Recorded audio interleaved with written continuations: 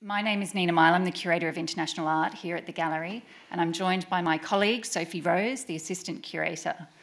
And I'd like to start by acknowledging the Turrbal and Yugara people as the traditional custodians of the lands on which we gather here today, and to pay my respects to their elders, past, present, and emerging, and also to welcome any First Nations visitors here with us today. In this talk, Sophie and I are going to explore the life of a painting and the journey of time from the moment of its creation until the contemporary moment of looking. Now, over its lifetime, the provenance history of a painting assumes something of the kind of strata of sedimentation that you can see here. And as the slide suggests, it's a really rich and layered history. I think it's fair to say that we spend a lot of time thinking about a work's origin or analysing its formal qualities, but we don't necessarily think about, say, the many hands it may have passed through or the different contexts in which it might have been seen and enjoyed, or else how the object itself might have changed over time, whether through damage or restoration or reframing. And I think it often falls to conservators and curators to sort of piece together the various chapters of a work's history, especially when reliable records of the provenance don't exist. And they do this by looking at the material features of the work, so say the pigments used or whether or not the frame is original. They also do this by looking at historical documentation, letters, photographs, archives and records, and also by considering the social conditions and contexts in which the work has been made and traded over time and how prevailing practices may have changed. There's many really fascinating detective stories behind some of the work's greatest masterpieces, as we shall see shortly. So in this talk, we'll start by looking at some of the really intriguing and often convoluted pathways that some of the works in the European Masterpieces exhibition have taken to enter the Met's collection. Works by Titian and Manet and Degas. And these are really incredible stories of migration, sometimes missed opportunity or misattribution. And they're stories that are not often told to the public, but are carried really deeply within the paintings themselves. We will look at the Met's early years and at its first acquisitions, and the particularly American brand of philanthropy that both established and then shaped its vision. We'll also explore the remarkable legacy of key early kind of major benefactors such as the Havemeyers, with their dedicated pursuit of new, so-called new, modern French painting before it was in vogue in America, and how this was really driven by their kind of passion and curiosity rather than being about self-aggrandizement or social standing. And then we'll end on a discussion of some of the current challenges that are facing the Met and other museums worldwide as they reckon with what's on their walls in the 21st century and reflect on the often complicated legacies of their institutions. But to the Met's founding. So the 19th century witnessed the birth of many major public collections across the world, including the Met. But unlike many of the European public galleries, the Met didn't spring from a royal collection. Instead, it was founded by the businessmen and industrialists of the American Gilded Age, and we have a couple of them pictured here. These were the kind of so-called monarchs of America. Some background to the museum itself and how it came into being. In 1866, at the festivities for that celebrated the 90th anniversary of the signing of the Declaration of Independence, it was suggested that it was time for the American people to lay the foundations of a national institution and gallery of art. Now, this proposition was taken up by a group of really powerful, culturally minded businessmen, and they started with kind of neither a collection nor any money besides their own. They basically imagined the Met into being. And the trustees and executive committee were voted into office on the 31st of January in 1870. Now, from the start, philanthropy and benefaction were really integral to the museum. And today, the Met is still obviously heavily reliant on private money, as indeed many American museums are. The Met's first president and vice president are pictured here. On the left, you have John Taylor Johnston, and on the right, you have William Tilden Blodgett. And they were really typical of the kind of prominent, enormously wealthy New Yorkers of the mid-19th century. They were well-educated and well-travelled. They were building their fortunes through a kind of rapidly industrialising America, and they were building collections of both European and American pictures. Both these men were known philanthropists, and Blodgett, on the right in particular, was really pivotal to the Met's early acquisitions. The primary focus during these early board meetings was the question of how to raise urgently needed funds and also how to attract donors who would help the Met build its collection. The current CEO, Daniel Weiss, has a really lovely line about how his predecessors said that one of the museum's main missions was to take the art from the west side of Fifth Avenue and get it over to the east side of Fifth Avenue, where the museum is located. From the start, the Met had an aspiration to be truly encyclopedic and to tell the story of the world's cultures over 5,000 years. Its first donation was this work, a Roman sarcophagus, and you'll see in the caption it has the accession number 70.1, and that stands for the year 1870 and number 1, the first work to be accessioned. A few years later, at the Met's request, Blodgett actually sourced 174 European Old Master paintings, which the museum bought at cost price with funds that they had raised through public subscription. And we have a small selection of Blodgett's haul here. Interestingly, of these 174 works, they came in kind of 3 tranches. And Blodgett was led to believe, I think in the case of at least 2, that they came from single-owner collections. And this confers a sort of reliable provenance and a kind of prestige to the works. But actually, they had been purchased by dealers at various auctions, and it was much more of a sort of grab bag assembly of works. So some were obviously of sort of better quality than others. But here we have a selection. We have Abraham Bruegel on the left. In the middle, we have Anthony van Dyke. And on the right, we have Francesco Guardi with a view of Venice. This is actually not the work in our exhibition, but there is another Guardi view of Venice there.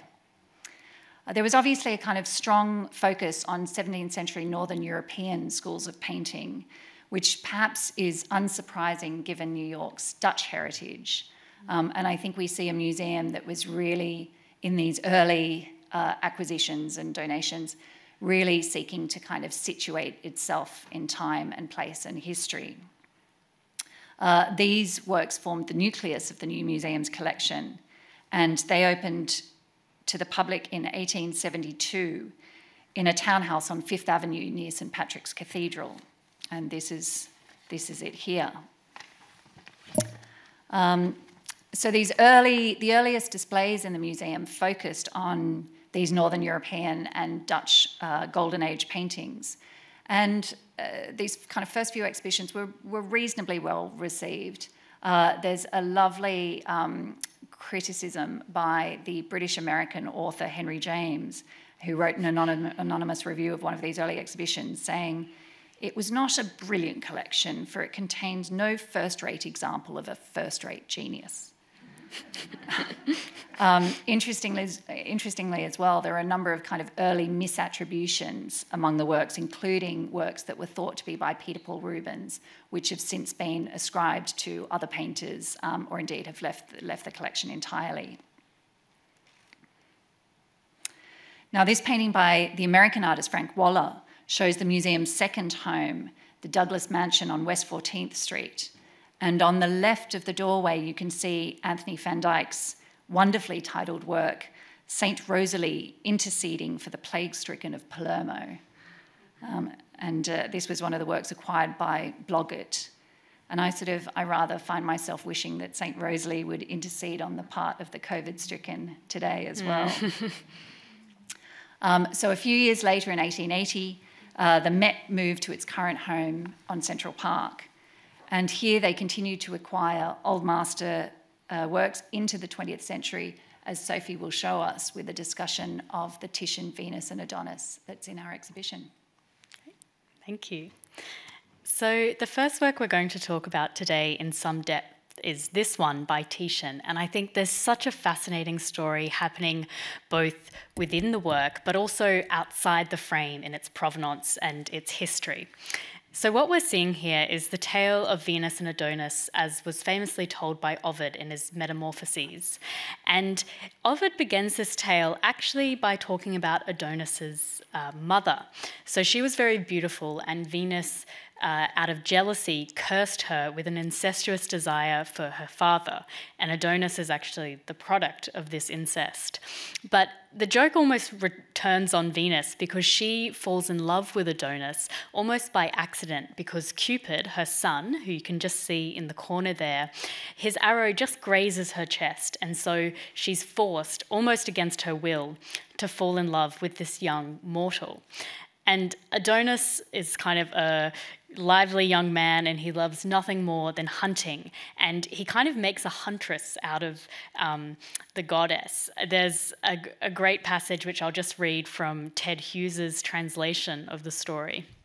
It says, "She who had loved equally the shade and her indolence in it, who had laboured only as a lily of the valley, now goes bounding over the stark ridges, skirts tucked high like the huntress, or she plunges down through brambly goyles, bawling at the hounds, hunting the harmless."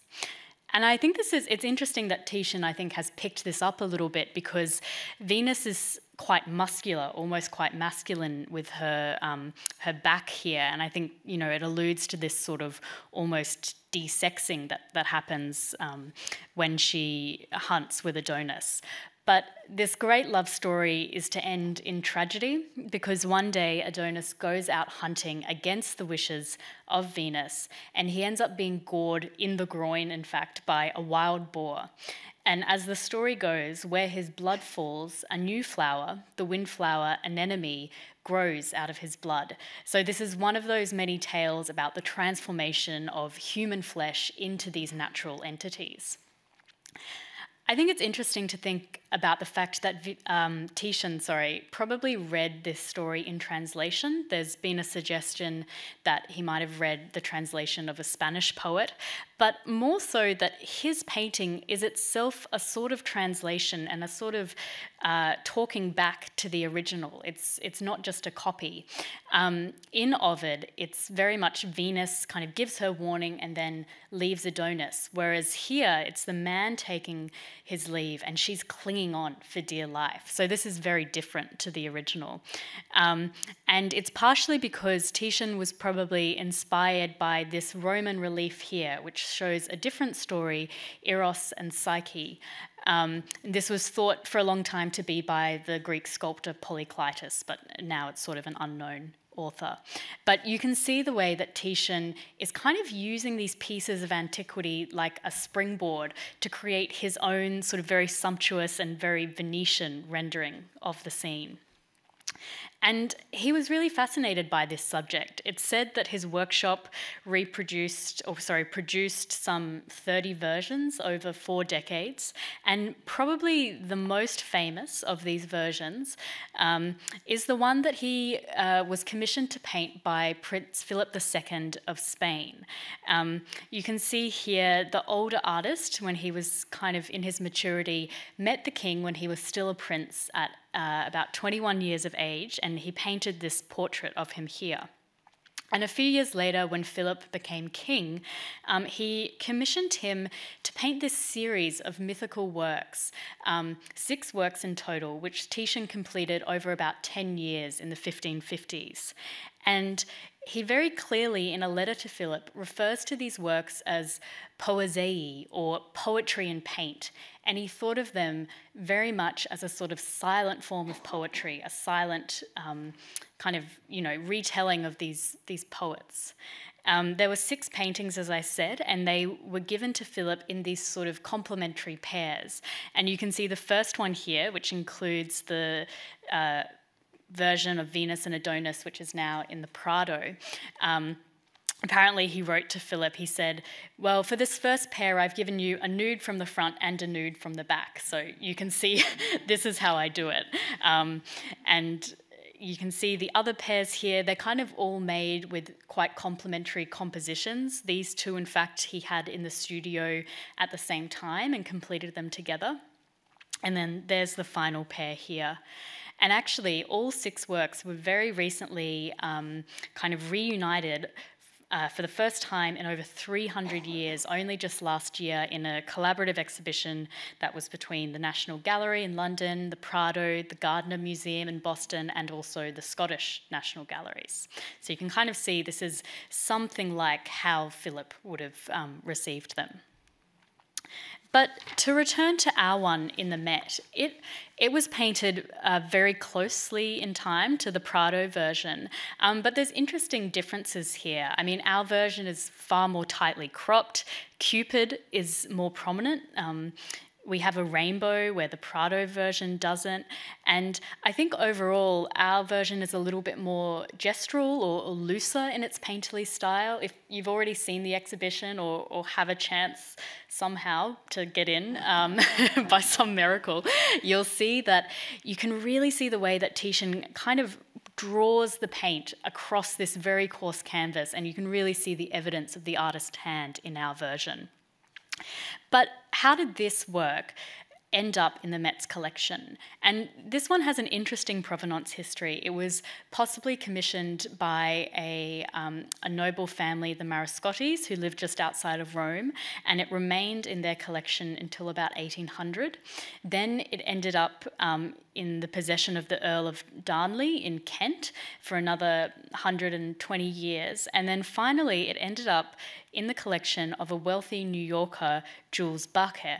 This photo here actually shows his granddaughter and her wife, but this is his home. And he was this American stockbroker who kind of had this incredible collection of old masters. And you can see some of the works in the background here have become iconic works of the Met's collection. And I think just thinking about this provenance, we can actually deduce a lot about world history and a sort of changing geopolitical climate in a way. So at this time, you have art, money, and of course power shifting hands from the old European aristocracy and coming into the hands of new sort of American business tycoons, of which Barker was one. These are just some of the other works that were also left by him, which are in our collection, kind of get a sense of his taste for old masters. But this was also the time not just of these new collectors, but equally the rise of America's first mega galleries. Barker purchased this work from the Titian work from Knoedler Gallery, which you can see here, pictured a few decades earlier. But he also bought a great amount of his work from Joseph Duveen, who is such an interesting character in himself. I mean, I think this quote by him really sums it up. Europe has a great deal of art, and America has a great deal of money. And Duveen really had a talent for knowing where old masters were hiding in these old family estates, and he would kind of charm the Europeans into selling their heirlooms, which he would then sell off to the new American elite. And so many of Duveen's sales have ended up not just in the Met, but in many American collections, that he really set the tone for America's taste in old masters, and which we can still see to the present day. But to return to the Titian, I think, it's passed all these different hands, it's been in these different locations, but there is, of course, something about it that always brings us back to Venice, something of the sparkling light of that city that its artists, like Titian, captured so well. Hand back to Nina. Thank you, Sophie. And now we're going to fast forward to 1801 and look at the really remarkable story behind this beautiful portrait. And to my mind, this is one of the most compelling paintings in the exhibition, with the sort of really intriguing detail of the broken window pane. And the story behind this work revolves around questions of kind of authorship and attribution. It first entered the Met's collection in 1917, and it was immediately declared a masterpiece by the neoclassical artist and revolutionary Jacques-Louis David, and became a kind of prize in the Met's collection.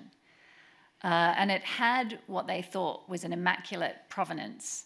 It had been in the same family since the time it was made, over 100 years before, and the family itself had asserted that it was painted by David, and that the subject was their grandmother, Charlotte Duval d'Ogne. It instantly became one of the kind of Met's most beloved treasures, and countless generations have written to the museum about how much they love this work. And equally, art historians have written at length about what a kind of leading example it was of David's oeuvre. And there was every reason to believe that it really was a David. The fashionable kind of Neo-Grecian costume and hairstyle of the sitter closely resembled works that had already been definitively attributed to David, such as this portrait here of Madame Recamier, which is in the Louvre. Whoops, sorry. Or this portrait here on the left, portrait of Madame de Vernanac. And, you can see the similarities are immediately evident. Closer to home for New Yorkers, just further down Fifth Avenue, in the Chester Dale collection, you could see this portrait of a young woman in white, which was also attributed to David at the time. It is now in the National Gallery of Art's collection in Washington, D.C. But then in 1951, Charles Sterling, who was a kind of beady-eyed young curator who was working as a consultant for the Met, discovered that the painting is reproduced in an engraving which shows the 1801 Salon, the kind of exhibition of works that was included in the Salon. And this painting is kind of unmistakably among them, and it's located on the far right-hand side of the engraving. I've taken a detail of it in the top right-hand corner. It's on the far right-hand side in the middle, just next to a much bigger work that looks to have a sort of almost like a palm tree in it. And it is, when you look at it closely, the composition is unmistakable. Multiple accounts had actually stated that David had not participated in the 1801 Salon, and so there was no way that he could be the author of this work. So Sterling kind of demolished the David attribution in a journal article, and on the basis of some kind of rather scant evidence, rather boldly reattributed it to a kind of lesser-known female artist called, female painter called Constance Charpentier. We have a work by her here, Melancholy. Charpentier had sort of existed on the fringes of this very male-dominated art world in the 18th century, with a group of women artists who were also heavily influenced by David.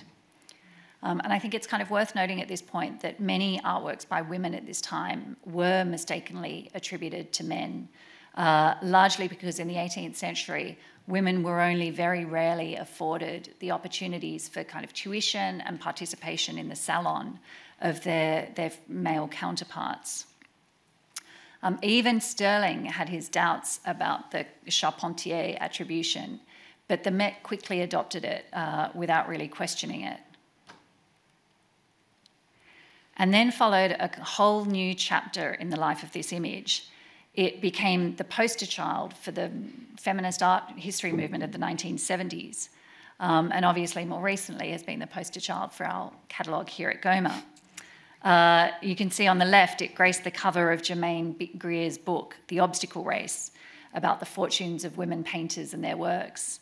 And it also was on the cover of the January 1971 issue of Art News. And every sort of feminist art history course in the country picked up this case. often expressing outrage that, you know, when a work is attributed to a man, it's deemed a masterpiece, and when it's reattributed to a woman, it somehow kind of diminishes in its aura and its value. But in fact, the painting's popularity did not diminish. It remained on display at the Met and was included in travelling exhibitions of kind of masterpieces from the Met. And it's clear that the kind of question of its uncertain authorship couldn't dispel the power of its really arresting beauty. By 1980, the Met kind of claimed to no longer really know who the artist or the sitter was with any certainty, and they actually retitled the painting Young Woman Drawing. And then in 1996, a young female art historian by the name of Margaret Oppenheimer had a hunch that the work was actually not by Charpentier, but by an even lesser known female artist called Maurice Denise Villers. Villers' name had appeared in the 1801 records for the Salon, with details that she had submitted 2 studies and a portrait. Oppenheimer did some kind of further research and discovered a grainy photo of another Villers painting, and this painting had actually been signed but had been subsequently lost. And then several years afterwards, this study that you see here on the left, which was a study for the painting that Oppenheimer had found the photograph of, this study turned up, and it seemed to really vindicate Oppenheimer's hunch. You know, you can see immediately the very similar kind of hairstyle, costume, and the stance of the sitter. But still, it was not a definitive attribution. And then even more recently, a professor at Columbia University called Anne Hugonnet confirmed that the attribution to Villers through really extensive research into the hairstyles and costumes and the tools of the period, looking closely at fashion magazines and also at kind of perspectival instruction manuals. She also confidently placed the scene for the first time in one of the all-women studios and lodgings at the Louvre. And there was a moment, a very, very brief window of only a couple of years in post-revolutionary France, where the Louvre opened up these kind of all-women studios and lodgings. And it was at the precise moment that this painting was made. And there was obviously a huge enthusiasm among women for taking up these opportunities, and a really fantastic collaborative spirit developed among these women artists as they learnt and studied from each other. And I think this is really evident in this very sympathetic portrait that Villers has made of her fellow student, Charlotte Duval-Dogne. So today the painting is actually only one of 3 that has been definitively attributed to Marie Denise Villers. And Villers actually came from a family of painters, and her sister's work actually also hangs in the Met. And I want to briefly kind of draw your attention to the frame of this work. Sophie and I have given a number of tours of this exhibition and a number of talks, and we have been asked repeatedly about the really exquisite frames in this exhibition. And we were fortunate enough to have an illuminating conversation with a colleague of ours, Robert Zilli, in the framing department here just a couple of days ago. And he explained that the frame for this work was not original to the painting, but it would have been kind of contemporaneous with the making of the work. So it would have been particular to the time of the painting. And it's unknown when it came to be put on this portrait, but it's a very typical French neoclassical fronton or trophy frame. And you can see it's got the kind of eared top corners and the hand-carved wreath of kind of ribbon-tied flowers up the top. And at the bottom it has a central cartouche, which may or at some point have had an inscription on it. But it's that kind of extraordinary, rich, three-dimensional detail of the carving at the top that I think is so incredible, and really it suits the painting so beautifully. I think the rest of the frame is kind of typically neoclassical, quite pared back, quite ordered, and really echoes the composition of the portrait. And then you have this amazing, rich detail of the carving at the top and this wreath, which somehow mirrors the kind of hairstyle, the barnet of the sitter really beautifully. And in the early 19th century, when this painting was created, was probably the last moment when frames of this kind of extraordinary detail and luxury was still handmade. And by the 19th century, the role of the framer, which was kind of typically a very sophisticated sculptor, had largely diminished, and cheaper frames using kind of mass-produced mouldings were replacing these really exquisite hand-carved ones. Thanks, Nina. Yes, I love the little, it's like a bun, hair bun on the top of the frame. Wonderful. So, as Nina has said, the Met is really built off these wealthy donors and these sort of big bequests that they left on their death. And I think the Havemeyers, Louisine and Henry Havemeyer, are so deeply intertwined with the history of the Met that we really can't discuss the museum without talking about them.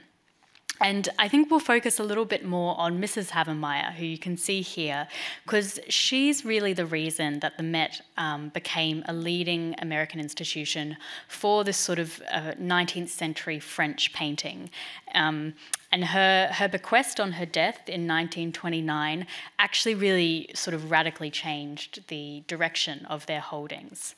This is a beautiful portrait of her by Mary Cassatt, one of the many images that Cassatt did of Louisine. And the two women were really good friends and kind of throughout their lives. And in fact, Cassatt, who was one of the few American Impressionists, really became an advisor to the Havemeyers. Like a lot of these old collectors, they kept their collection firstly kind of in these huge houses in New York. And you can see there on the right, we have Henry Havemeyer's library, his personal library, which was also known as the Rembrandt Room, because he just had so many Rembrandts in there. But their legacy is not really just the works that they left, but I think there is something of their approach or their belief that art should be accessible by all. Henry, when he was alive, donated a large sum so that the museum could be open on Sundays, because he really believed that working people should be able to see the masterpieces. And Henry died in 1907, and Louisine would live on for 22 more years, and she really shaped the collection into what it was to become. You can see here, these are the works in the show that have been left by them. We have a few old masters here, but quite a few of this realist and impressionist art movement. And I think it's worth saying that the Havemeyers were quite adventurous in their tastes for the time. And actually, unlike the Met, which was really scrambling to get these sort of old masters together, and particularly the Dutch works, whereas the Havemeyers really embraced a French avant-garde before the Met did, and their bequest really allowed that sort of material to come into the museum like never before. But there was one painting that just got away from them, which I think Nina will talk about now. Thanks, Sophie. Yes, so the one that got away was Edouard Manet's Boy with a Sword of 1861. Now, the Met is fortunate enough to have incredibly rich holdings of Manet's work.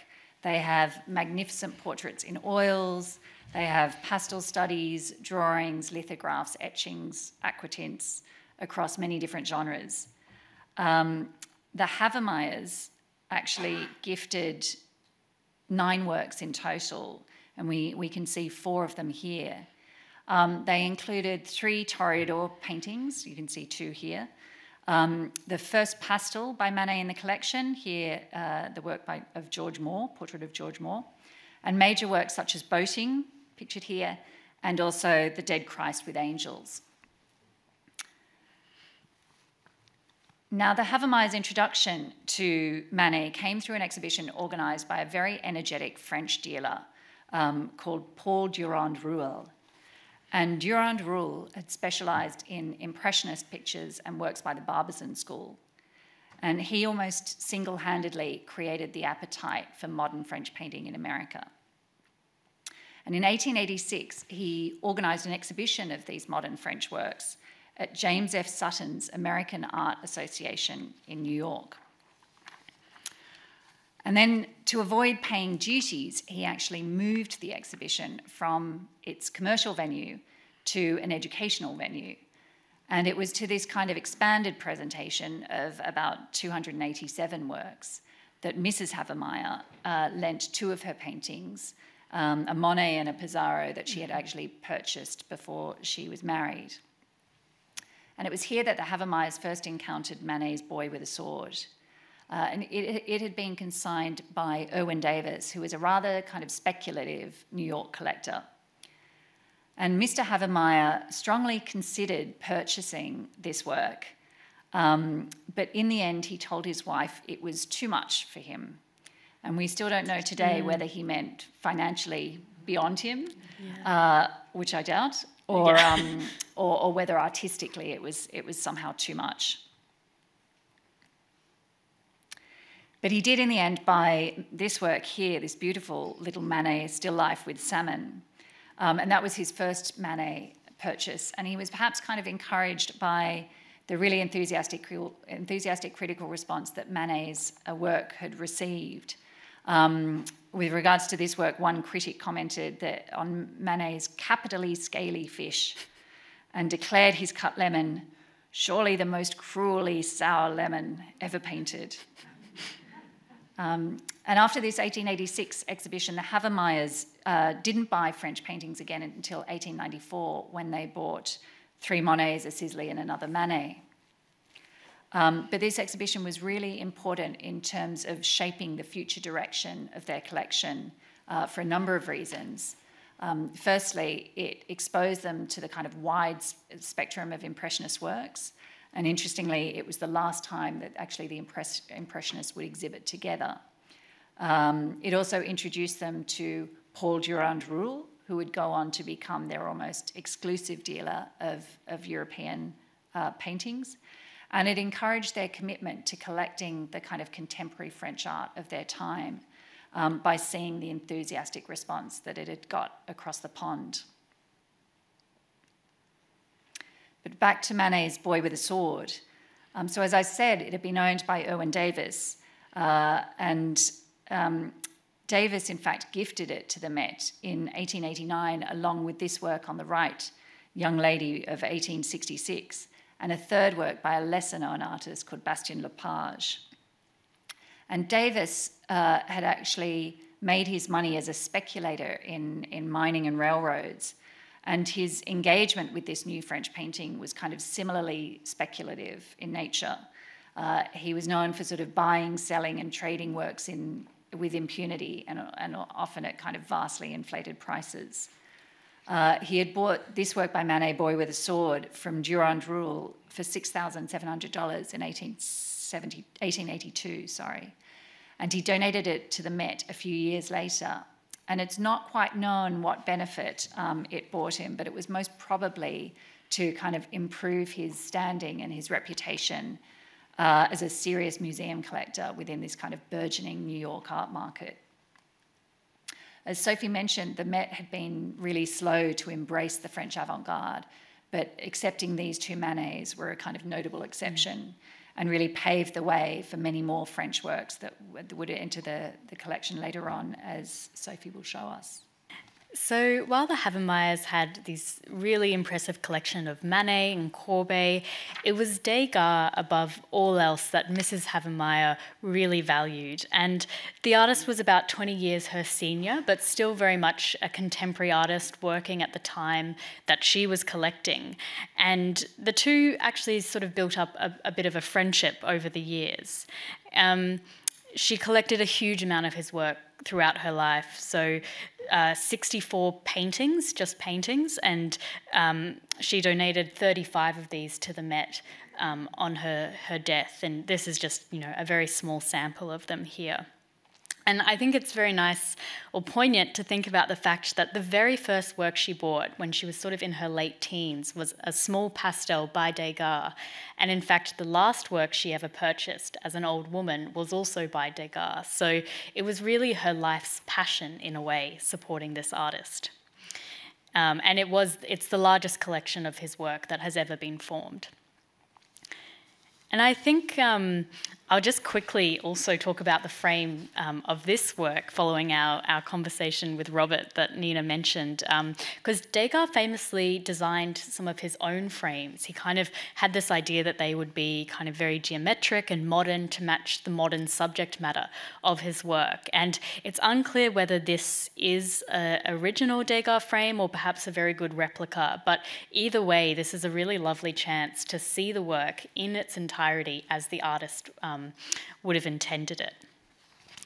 But I think also, Degas is so beloved. He's on so many tea towels and mugs and birthday cards, and our love for the artist, in a way, I think has slightly sanitized his work, because if you look closely to this one, there's definitely a darker side. And I'll just draw your attention to that man in the top hat, the silhouette of the man there, who is very easy to miss. I definitely missed him the first time I saw it. But once we see this figure, the painting suddenly becomes very different. It's not just a picture of pretty ballerinas in tutus. It's very much a picture of the man looking at the girls, then you have this other girl who seems to be looking at him looking, and then you have the artist, and by extension us, looking at the girl, looking at the man, looking at the girl. So it becomes this sort of layered voyeurism, which is really interesting.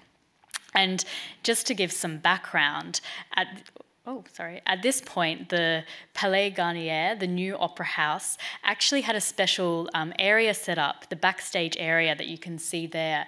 And men could pay a price to watch the dancers warm up and sort of mingle with them, and they often would solicit sex from them after the show. This is where we get the term, what's happening behind the scenes. This is literally behind the scenes, behind the sets. So there kind of was this men's club aspect to the ballet, and by the time that Degas was looking at these works, this was very much a sort of open secret, to the point where ballet dancers were almost synonymous with prostitutes, and they even were called petit rats, or little rats they were known as. And I think it's interesting to think that Degas was interested in the body of the dancer and the sort of beautiful shape of the tulle, but he was also a flaneur, or an observer of these social interactions. He was interested in this power dynamic and sort of these people, these ballerinas, as subjects of modern life.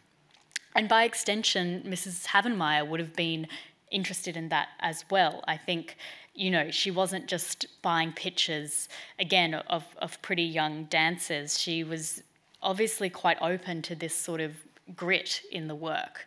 And I think that, in a way, says a lot about her as a person. So the Havemeyers were clearly extraordinarily wealthy, and you might be wondering where this wealth came from, and the answer is sugar. So Henry Havemeyer was one of the biggest sugar merchants in the country, and he established the Sugar Trust, which was based off Rockefeller's Standard Oil Trust, so another of these huge conglomerates. And he had this factory built, which you can see here, which was really one of, I think, if not one of the biggest in the country, a huge sugar refinery. And, eventually the trust would control 98% of all sugar refined in the United States, and allowing its stockholders to become millionaires. You can see this cartoon shows the Sugar Trust amongst these other trusts as the real holders of power in America, kind of looking over the senators. Similar criticisms are made today, perhaps with tech companies. But I think with sugar, we can't talk about the sugar trade without discussing slavery that underpinned it for many centuries. And even though by this time, by Havemeyer's time, slavery was abolished, the industry was still very much built on cheap and kind of harsh labour conditions, mostly in the Caribbean. And Kara Walker is a contemporary artist who has looked at this. And a few years ago, she actually did an installation in the old Domino sugar factory, so Havemeyer's factory, just before it was about to be demolished in 2014. The title of this show, which is a long title, I'll read it out, was called A Subtlety, a homage to the unpaid and overworked artisans who have refined our sweet tastes from the cane fields to the kitchens of the New World on the occasion of the demolition of the Domino sugar refining plant. And for reference, a subtlety is the name given to a sculpture made of sugar. And this huge figure you can see here is a 10-metre tall sphinx made of sugar that consciously plays into black stereotypes and also the viewer's projections onto the black body. It's a sort of uncomfortable effigy of sorts to caricatures of black women. And the figures, the smaller figures of the young boys are cast in resin but covered with molasses, molasses being a byproduct of sugar refinement. And as the sort of humidity gets into the molasses, it melts, and it's almost like these sculptures are weeping, or it's like they have sores that are weeping, speaking to that violence of the trade. I should say that the Met is by no means the only museum that was founded with this sort of money.